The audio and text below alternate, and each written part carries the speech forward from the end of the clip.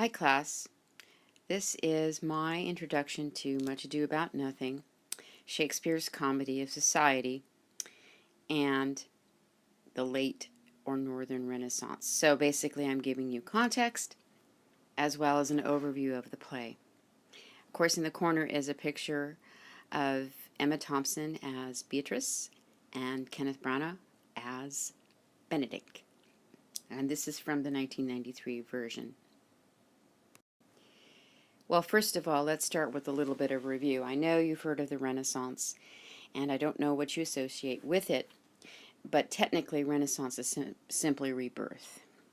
Now, it is true that throughout the history of Western civilization, there has been a waxing and a waning of interest in classical learning and values. Now, by classical learning, I mean reference to the great Greek philosophers and poets, Aristotle, Sophocles, Herod, a few others who, and Plato, of course, who played an important role in introducing various concepts, ideas, and attitudes towards the arts and towards philosophy and science.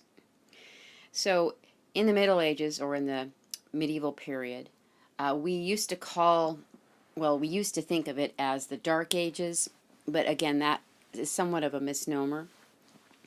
One particular popular stereotype is that monks hung out in monasteries illuminating manuscripts, and, basically they were the educated class apart from the nobility. So they had the time and the interest and the desire to maintain and perpetuate the classic stories, fables, myths, and culture. So ironically, the most religious location, supposedly religion was against the propagation of pagan values, supposedly, anyway, but the monks were the ones who were responsible for keeping interest in Aristotle and Plato going. So by the time we get to the Renaissance, which is anywhere from basically from the 1300s all the way up to the early 1600s, we characterized that period by a gradual strain between the Catholic Church and this belief, or newfound belief, called humanism, which was, of course, the valuing of people's ability to master, conquer, and otherwise make use of nature. So the periodization could be broken up into early or Italian, Southern, that's the time of Dante, it began in Italy, or late, and that of course is what we popularly refer to as Elizabethan England, the period of Shakespeare, Shakespearean England. So again, here's a little bit more of a breakdown for you. I just really want to focus on the idea that was behind the early Renaissance, and that is the idea that human nature was the main subject for exploration. It was no longer the church against man and man's place under God in the universe, but more a reevaluating of man's ability to do things. So, for instance, you see the bullet point: replace medieval ideal of a life of penance with one that sought to exert mastery over nature. So some of the famous artists of that time period were Da Vinci and Michelangelo, and of course Alighieri, or Dante as we refer to him, in the Divine Comedy. Now the Divine Comedy, in case you haven't read it yet, is basically a 3-part epic poem in which Dante brings himself as a character through the Inferno, Hell, Purgatorio, Purgatory, and then of course Paradiso, or the heavens.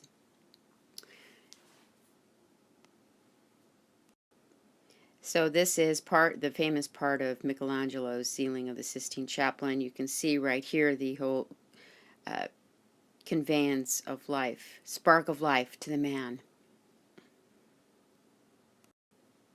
The Northern Renaissance is characterized by its emphasis on drama, notably Shakespeare.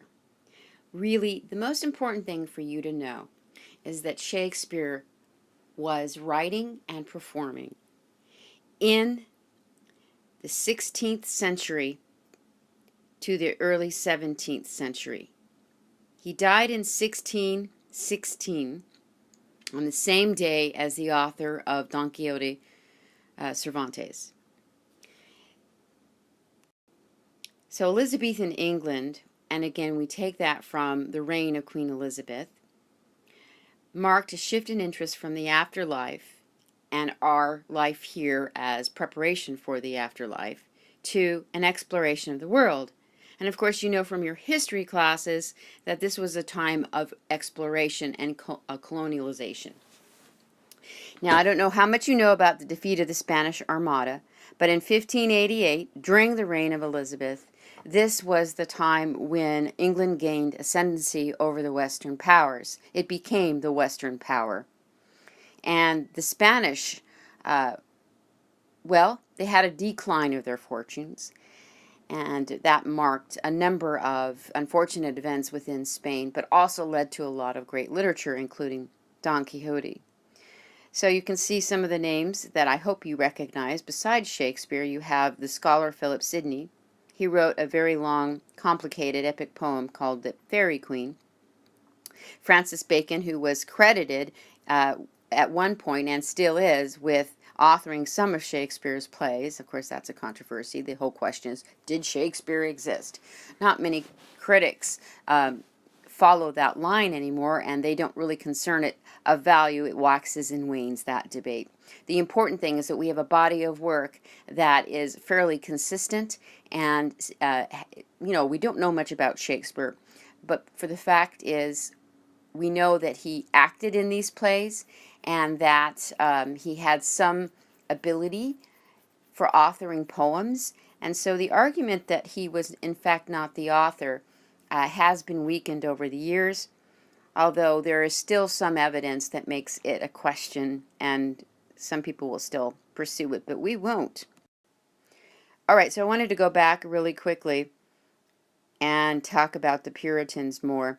Basically, all classes loved London theater except for the Puritans. They didn't believe in drama or acting upon the stage. They thought it was a frivolous activity, too distracting from more important concerns such as the working out of salvation. In just a minute. But just a little bit more about the middle classes. The middle classes were a hard-working body of people, out of which developed a number of important religious sects, i.e. the Protestants, the ones that departed from the Church of England. They became known as the Puritans.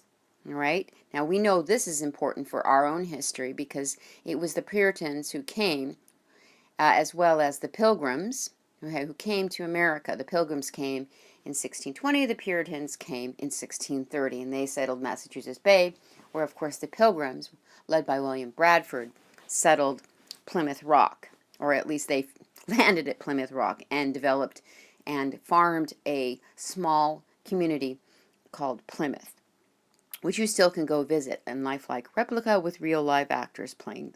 And you can also see the replica of the Mayflower. This is the Globe Theater, and this is just your first look at it. You can see that, let's move it around a bit. Okay, so you can see how it was structured. You had the groundling area here in the bottom, and it would cost a penny to enter. And then these middle galleries up here were, well, this was more of a stage business. You know, they housed different players. They had dressing rooms over here. This was called the Heavens. This was Hell.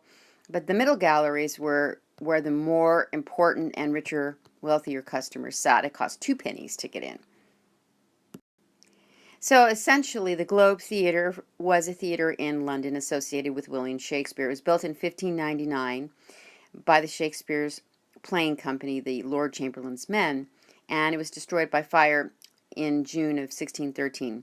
But a second Globe Theatre was built in 1614 and lasting to 1642. Most of Shakespeare's plays, the ones that we are familiar with, were performed in the First Globe Theater.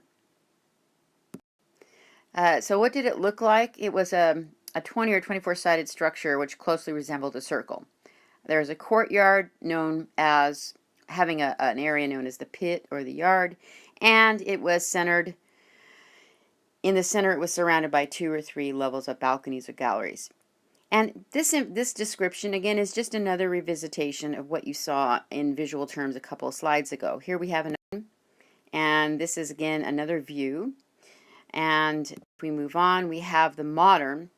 Now, actually, this is not the SL Globe. I should explain to you. This is actually, well, okay, this is the actual Globe Theater on the bank of the Thames River. Now, let me explain something for a moment. There is actually, or was, you can't really get access to it anymore, a group called the Second Life. And Second Life is a virtual organization, a virtual place where a number of cultural events were converted into game playing. And for a while, they had a website up for Shakespeare. And literally, there were people performing through avatars various plays by Shakespeare. If you do a little research, you can find some of the traces of that website playing area, but I couldn't find a viable link. So I don't know what the status is. But nevertheless, this is the way the Globe looked in 2011. And this is actually a snapshot of a production of Much Ado About Nothing in 2011. What's interesting about this is that I actually was coasting down the Thames in a sightseeing ferry in July of 2011 because I went there for a research trip and visit. Okay, Elizabethan English. Well, another aspect of the culture was the language. And of course, because Shakespeare was a poet primarily, his emphasis on language was keen. We know Elizabethan English for a couple of things. Shakespeare notably, but also the King James Bible.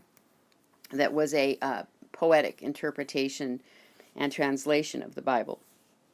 There were earlier translations that the Puritans continued to use, and those were eventually replaced, even by the strict Puritans in the later 1600s. Shakespeare had a huge vocabulary and introduced a number of words into our language. Now, keep in mind that in this period that we didn't have a dictionary, so spelling was all over the place, and capitalization was all over the place, and so when you look at the fonts and the spellings, you'll see that there are certain letters that S's looked like F's, for instance, in the original portfolios of the Shakespeare's plays. There were a couple other linguistic differences, but they were minor.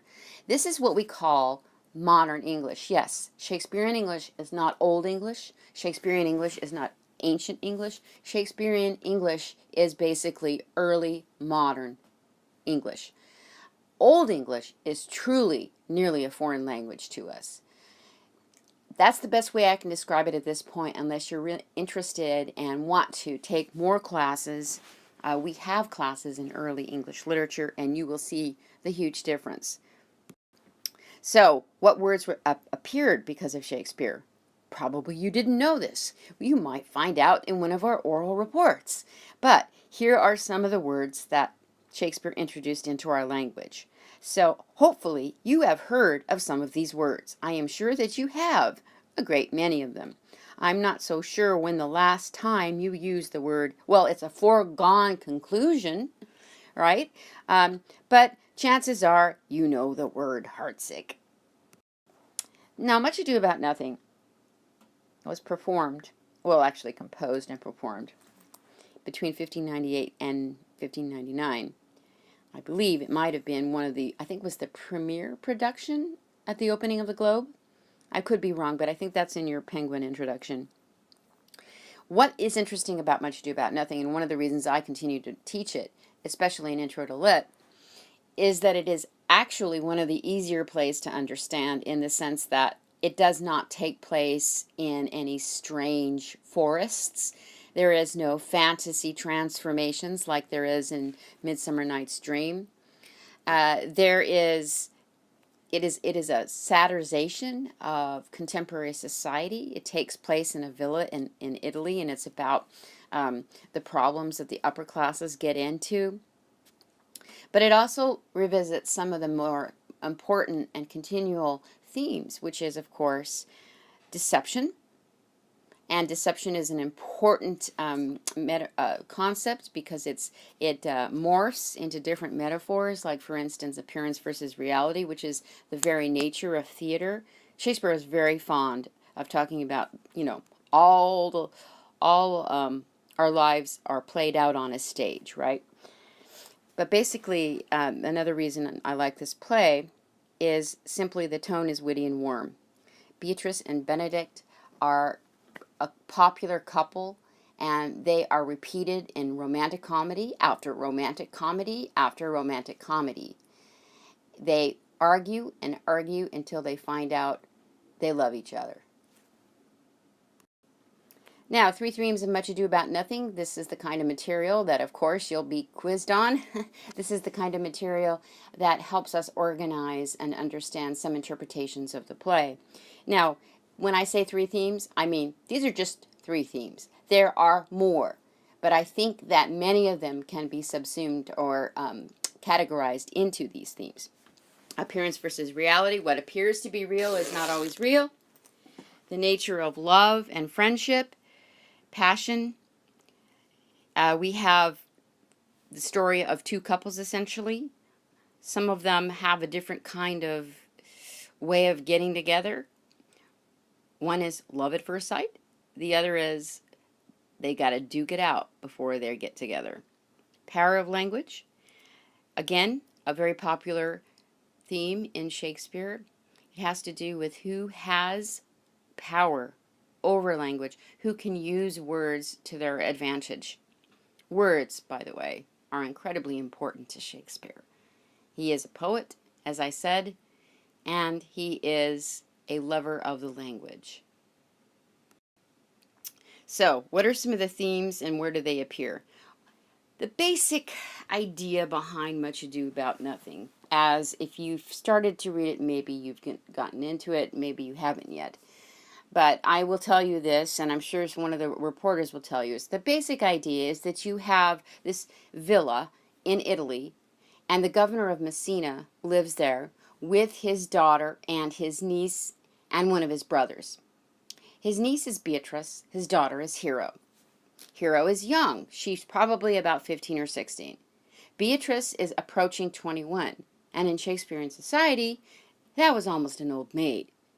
So all this joking about, when are you going to get married, Beatrice? When are you going to get married? Oh, not till I will never go mad with love, and not until a hot day in January, she says at the very beginning.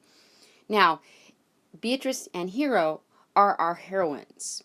Now, on the other side of the divide, we have the returning soldiers from an action lately somewhere in Italy. Don Pedro, who is the highest ranking noble, leads an army with his sworn friends, Don Claudio, and, well, actually, we don't call him Don. The only person who goes by Don, which is an honorific title in Italy and in Spain, is Don Pedro, because he's a prince. And then he has his illegitimate brother, Don John, who's called Don John because, again, he is technically of the royalty, although he was illegitimate, and that happened a lot in those days. And, by the way, illegitimate children always had a chip on their shoulder in Shakespearean plays. They always had to prove themselves. Don John is not as well developed as other illegitimate characters in Shakespearean plays. Okay, now moving back to the other characters. Claudio is one of the noblemen, the good young noblemen who serve Don Pedro loyally, as is Benedict. Okay, now I gave you a little bit of background on this because they come together and then there are some love matches. We have Hero and Claudio and Benedict and Beatrice. And basically, how we get these couples together has everything to do with this theme of noting. This play is called Much Ado About Noting or Nothing. because there's this pun. Noting can mean noting as in observing. It can mean noting or no thing as in nothing. And it also can mean other things such as noting as in music. And there is a lot of music that gets written into this particular play. And that becomes a lot more apparent when you see the film and the soundtrack, which is a thematic soundtrack. And the opening of Much Ado About Nothing, Sigh No More, Ladies, Sigh No More, takes the intermediary poem, which often appears in Shakespeare, and puts it at the beginning of the film. So let's talk about appearance versus reality. So things seem, when we note things, they seem to be a certain way. And we know that Shakespeare is very doubtful about appearances. He says, through Claudio, who thinks he sees truth and virginity and goodness in Hero, when he finds out that perhaps Hero has betrayed him with another man, he calls her seeming to be beautiful. But then he says, out on thee, seeming. And in another location, Shakespeare's Hamlet, Gertrude, Hamlet's mom, says, hey, listen, I know your dad just died a couple months ago, but how come you're so sad all the time? You have to move on. Why do you seem to be so upset? And he says, seems, madam? Nay, it is. I know not seems. So again, this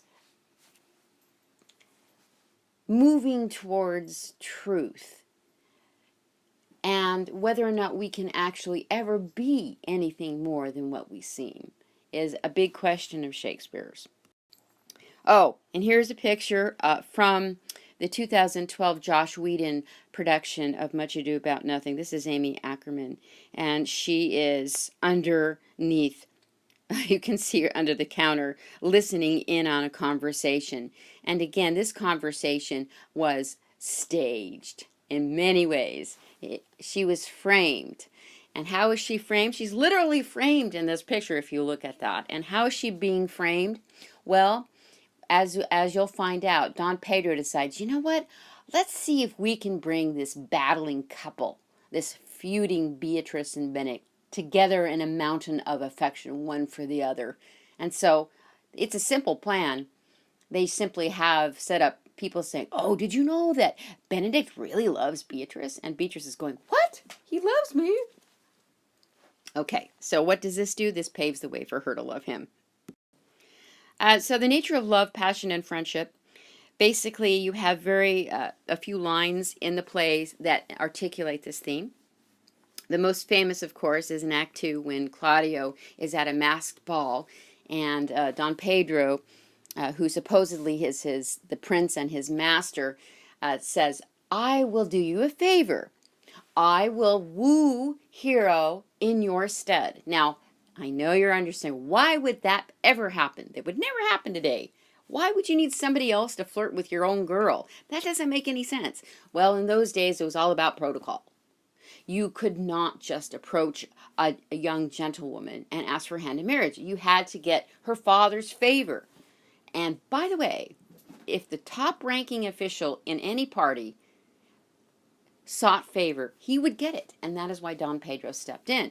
And so the plan was Don Pedro was going to woo Hero and then turn her over to Claudio.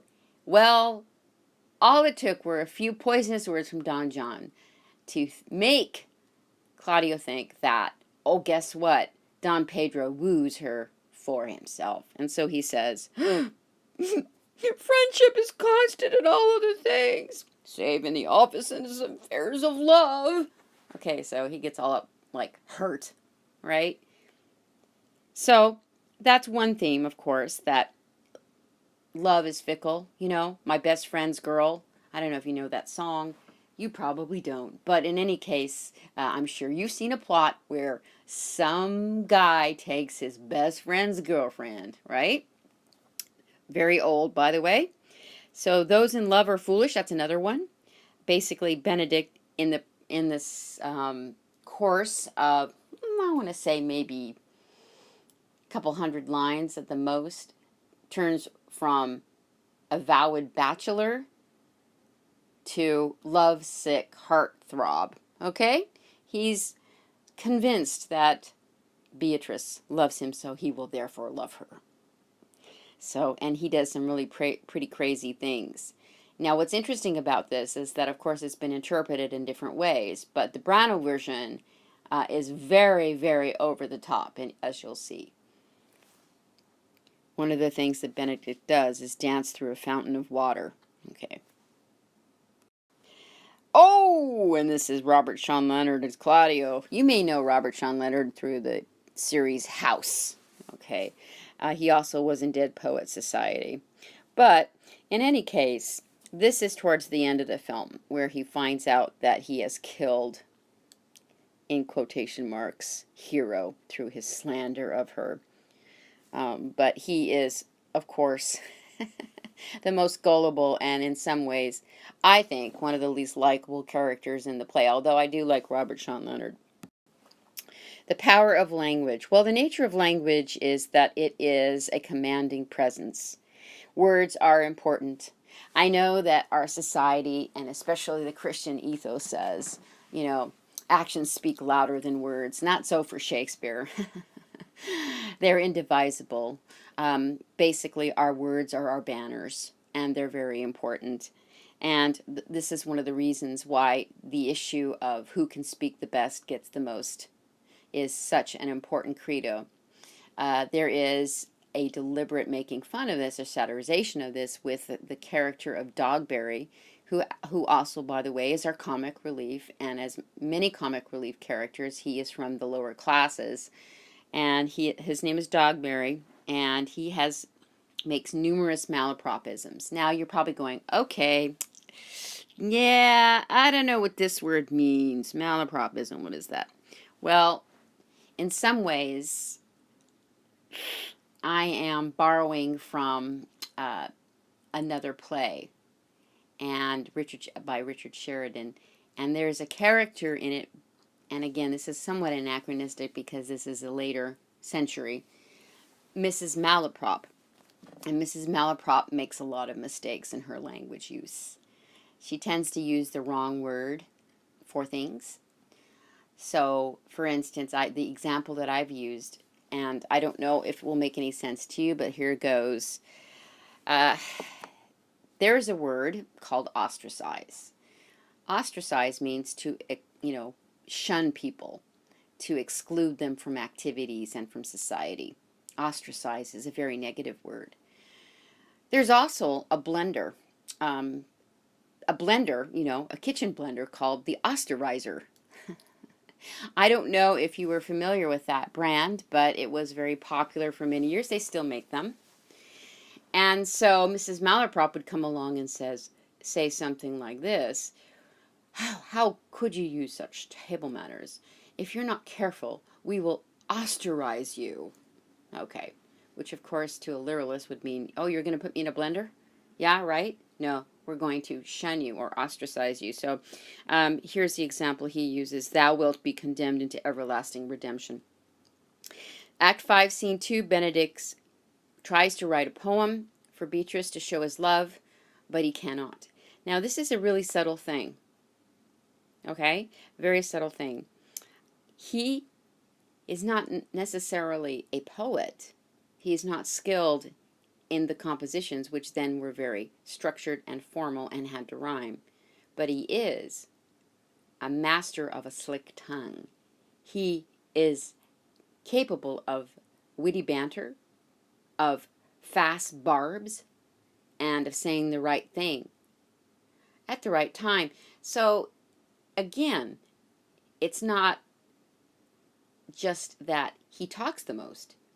It's that he has a certain kind of skill in mastering a conversation, but not necessarily in creating great literature. All right, so to return to Dogberry, here are two actors. Michael Keaton, of course, in his younger days, You also know Michael Keaton through Beetlejuice, I'm sure, and then Nathan Fillion. Now, I am not as familiar with him, although his face does look familiar to me. This is the 2012 version. Now, this is a meme, of course, but you're probably wondering what all this means. And there is a portion of the play devoted to Dogberry's bringing some criminals into a jail and reporting their activities. And during the trial, which is a parody, of course, and because he doesn't know how to act in a courtroom. He doesn't know how to act in a courtroom. Either does he. So the victims, who are noblemen under Don John's tutelage, call him an ass. And he gets very offended. Do you not respect my place? Do you not? He goes on and gets all hurt and incensed. And he makes a big deal about the fact that he's called an ass. Okay, and that's why that joke is there. So, now, I realize that with Shakespeare, you really I can give you a spoiler alert, so if you just want to shut off the presentation now, you can. And don't read this slide. But if you want to get the whole picture before you start, this is a comedy. So, in tragedies, they all die, or mostly die. In comedies, they all get married. So, we have a happy ending. So, Benedict and Beatrice each write sonnets. Remember, before, he couldn't master a sonnet? Benedict couldn't? Well, apparently, either could Beatrice, because she wrote one, but that's not as clear. So, at the very end of the play, when they're still protesting they don't love each other, somebody brings out their sonnets and shares them with the crowd. And so they cannot deny it. Man is a giddy thing, is the conclusion Benedict offers, and that is my conclusion. So what does that mean? What is giddy? It means dizzy, changing one's mind, capricious, unpredictable. Because one is filled with air, sometimes literally, and then also metaphorically, as when you're filled with joy or fancy.